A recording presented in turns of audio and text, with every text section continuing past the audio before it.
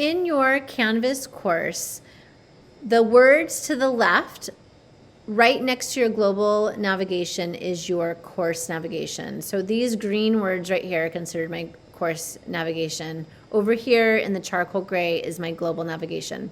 So at the bottom of your course navigation, you will see this word settings. When I click on settings, that is going to allow me to make some important decisions for my course. First of all, your image when you first get your course is going to be just a solid color. You can change that image. You can create an image in Adobe Spark, Canva, Google Drawings, or you can find an image in an image search on your computer and bring it in to here by clicking on the three dots and then choosing an image. It will accept either PNG files or JPEG files, JPG. So make sure when you create an image that you save it in either one of those forms. The dimensions of the image that you want to use is going to be 262 by 146. If your image is larger than that, it may not accept it when you are uploading it. So make sure you have the right dimensions. Now, most of the things here, you're just going to leave as is. These have been set by our Canvas administration. One thing that you will want to check in course details is your grading scheme. So about halfway down, you see right here, it says grading scheme. You want to click enable course grading scheme. Now, you may find that your grading scheme has already been set. However, if it has not been, and it does not have the correct grading scheme for either elementary, middle school, or high school, depending on the level you teach, then you'll need to click on select grading scheme and select a grading scheme from the drop-down menu. So again, you would click grades 1st through 6th if you're elementary, high school if you're high school, or middle school if you are middle school. So once you select that, that will be the grading scheme that will be used for your course. So again, that should have already been set for you, but it's good to verify and just make sure it's correct.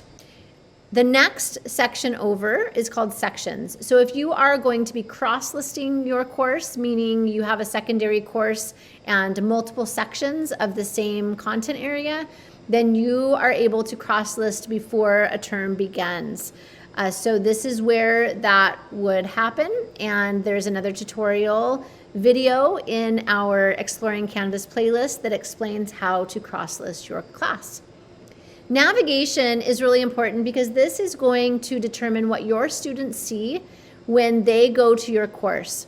So these green words, again, are my course navigation. Yours are going to look the same.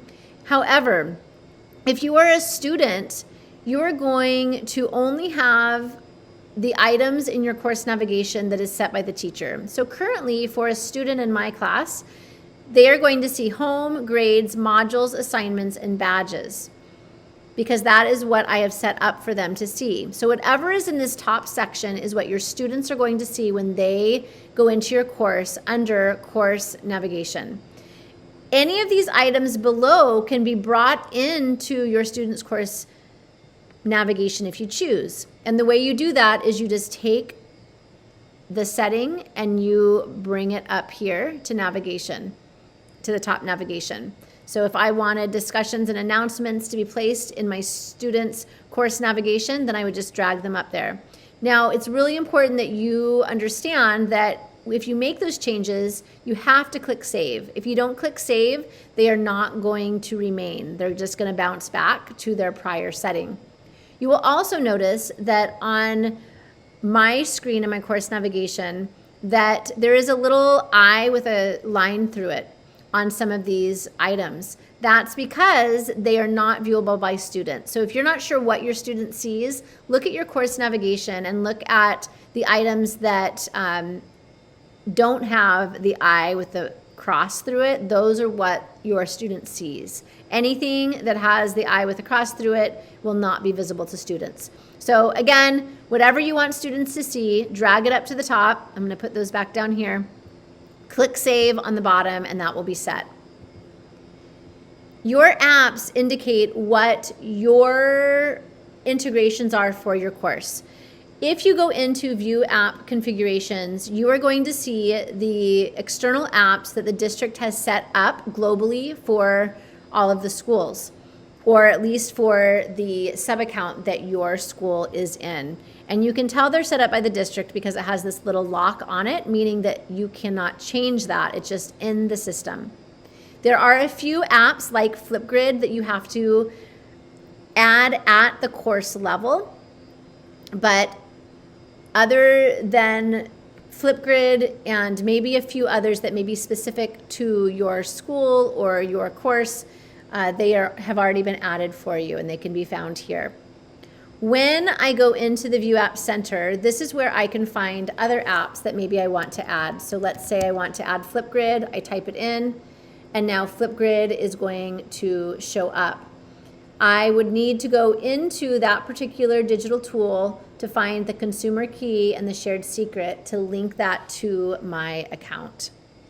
Feature options at this point you want to leave as is, because those are things that we are not able to use at this time in our district. You also want to notice that when I click on settings, there are some things over here that are going to appear. So if I wanted to share content to the Commons, if I wanted to look at course statistics, the course calendar, if I wanted to import or export course content, if I want to check to make sure my links are working, that all is going to happen over here in these side settings. So that is an overview of your course settings and how you can personalize it for your class.